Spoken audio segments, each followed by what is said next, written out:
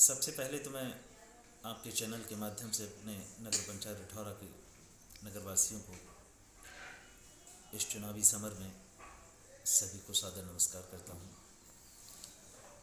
और रहा सवाल आपके सवाल का,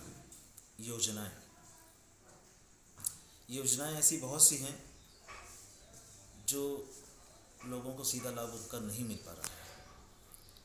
अब सवाल ये है कि इसका लाभ उन्हें दिलाएगा कौन, उन तक पहुंचाएगा कौन। तो पूर्व में जो चेयरमैन रहे हैं उनकी जिम्मेदारी बनती है कि उन योजनाओं का लाभ मेरे गरीब लोगों तक पहुंचना चाहिए, ज़रूरतमंदों तक पहुंचना चाहिए। और ऐसी स्थिति में मैं वार्ड नंबर 12 में, मैं गौटिया में ख़ास तौर से मैंने देखा कि मेरे कश्यप समाज के गरीब लोग हैं जो छोटे छोटे घरों में रह रहे हैं। मेरे कश्यप समाज के लोग छोटे छोटे घरों में रह रहे हैं। ऐसी बदतर स्थिति है उनकी कि उसी में उनका सामान है, उसी में उनकी चारपाई है, उसी में उनका सब कुछ, मतलब 10-10 फीट के कमरे हैं, 8-8 फीट के कमरे हैं। ऐसी स्थिति में वो कैसे अपने 4-4 बच्चों के साथ, 3-3 बच्चों के साथ अपनी ज़िंदगी को बसर कर रहे हैं। मेरी प्रथम प्राथमिकता ये भी होगी कि मैं अपने कश्यप समाज के और अन्य गरीब समाज के जो छोटे छोटे घरों में रह रहे हैं उनको नगर पंचायत रिठौरा में जो ज़मीन पड़ी हुई है, चाहे वो चारागाह के नाम से हो, चाहे वो नगर पंचायत के नाम से हो, मैं सरकार, अगर मुझे मौका मिलता है तो मैं सरकार के माध्यम से इस योजना का सीधा सीधा उनको लाभ दिलाऊंगा। अपनी बात को रखूंगा, अपने उन गरीब भाइयों की बात को रखूंगा, ताकि ज़मीन अलाट उनके नाम से कराने के बाद उनको घर बना के दूँ। ये मेरी बहुत बड़ी प्राथमिकता होगी। और मुझे उस दिन से बिल्कुल चैन और दिमाग में सुकून नहीं है। जिस तरह से मैंने उनकी हालत देखी है, वही हालत वार्ड नंबर 12 में है। मेरे कश्यप समाज के लोग छोटे छोटे घरों में रह रहे हैं, मेरे मुस्लिम समाज के लोग छोटे छोटे घरों में रह रहे हैं। ऐसी बदतर स्थिति है उनकी, इस पर कौन ध्यान देगा भाई। आज जो वर्तमान सरकार है, मैं ये कहता हूँ कि अगर नगर पंचायत के माध्यम से और हमारे नगर अध्यक्ष जो रहे थे पूर्व में चेयरमैन साहब, अगर उनके माध्यम से ये बात सरकार तक पहुँचाई जाती तो मैं ये मान कर के चलता हूँ कि सरकार इस बात पर ज़रूर अमल करती और सरकार ऐसे गरीब लोगों को मकान दिलाने का या देने का काम करती। सरकार ने कोई कमी नहीं छोड़ी मकान दिलाने में गरीबों तक। लेकिन जिनके पास ज़मीन थी उनके लिए मकान दिए गए हैं, लेकिन जिनके पास ज़मीन नहीं है, जो छोटे छोटे घरों में रह रहे हैं, उनकी व्यवस्था कौन करेगा।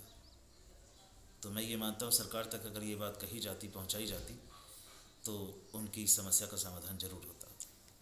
एक बहुत बड़ा मुद्दा है।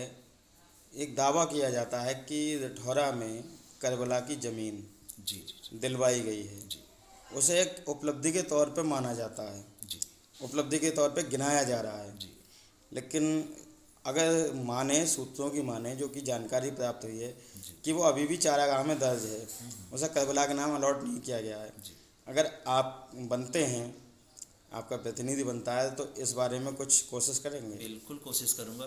देखिए, मैंने पहले भी कहा है कि होगा वही जो सही है। जिसका जो हक है, जिसका जो अधिकार है, वो उसको मिलना चाहिए। और अगर मेरे कस्बे की जनता मुझे ये मौका देती है तो निश्चित ही मैं उसमें हस्तक्षेप करूँगा।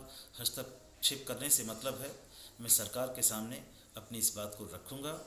और अगर वो ज़मीन चारागाह के नाम दर्ज है और उसमें अगर जो मेला लगता है मेरे मुस्लिम समाज जो वहाँ बहुत बड़ी संख्या में इकट्ठा होता है, तो वो करबला के नाम दर्ज होनी चाहिए।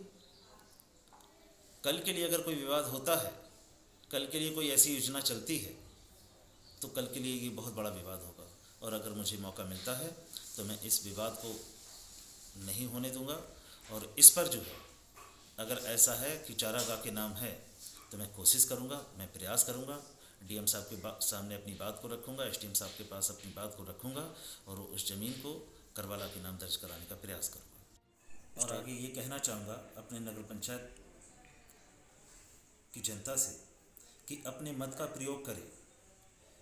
मतदान ही एक ऐसा है, दान है, जिससे कि आप अपने बात को आगे चलकर जो भी नगर अध्यक्ष बने उससे आप अपनी बात को कह सकते हैं। मेरी यही अपील है कि आप सभी लोग मतदान अवश्य करें और ज़रूर करें, जिससे कि कस्बे का विकास हो और आप अपनी बात को आगे कह सकें और अपनी बात को रख रख सकें अपने